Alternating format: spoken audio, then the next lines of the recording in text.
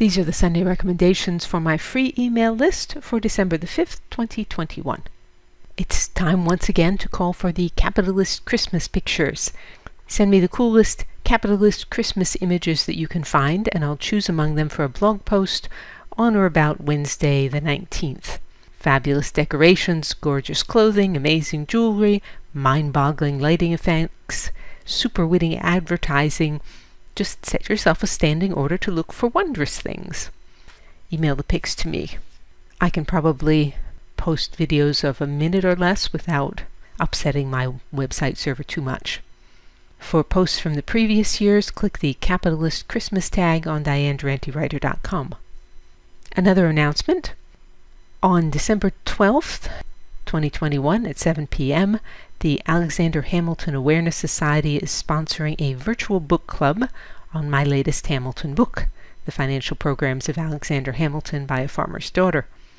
I've given you a link in the email on how to register for the Zoom session, or you can also look up the Alexander Hamilton Awareness Society's website and scroll through until you find the virtual book club link. Alright, that's all the prelims. The blog post this week is the History of Outdoor Sculpture in New York City, Part 4, on historical figures. This includes new subjects that were introduced in the late 1860s, among them explorers and founding fathers. Second recommendation, Veronese's Livia du Porto Tiene and Her Daughter, which probably dates to 1551 or 1552.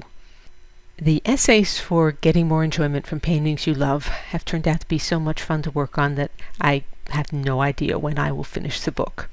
For example, I originally thought this child was hiding behind her mother's skirts, but when I looked at it closely, I noticed that she's actually got both her hands wrapped inside her mother's fur-lined robe. She's not actually hiding behind the skirts, she's playing with the robe.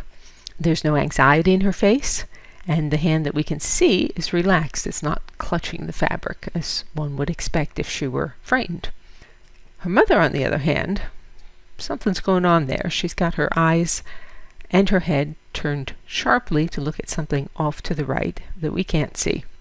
And the dip in her waist, which you can see here, is actually turned a little bit toward our left, so her head and her gaze is turned quite sharply the other direction. And while her face doesn't show anger or fear, there's a shadow here, right there, that makes her look rather worried. I am waiting for the Walters Art Gallery in Baltimore, where this painting lives, to send me a higher resolution image so I can look at that detail more closely. So more later on other things that I've noticed while working on this book. Third recommendation, Albrecht Durer, Rhinoceros, 1515. For this recommendation, we venture back to the Age of Discovery, when exotic creatures were bargaining tools as well as matters of wonder. In 1514, the ruler of a minor state on the Indian subcontinent sent the governor of Portuguese India a rhinoceros. After a 4-month voyage around the Cape of Good Hope, the rhino arrived in Portugal in early 1515. Europeans knew of rhinos only from descriptions in ancient Roman authors. Crowds flocked to see the fantastic creature in King Manuel's menagerie. Presently, King Manuel decided to give the rhino to Leo X. Pope Leo, a noted lover of the arts and antiquity, had a significant say in whether Portugal kept the lands that were being discovered by her far-ranging sailors.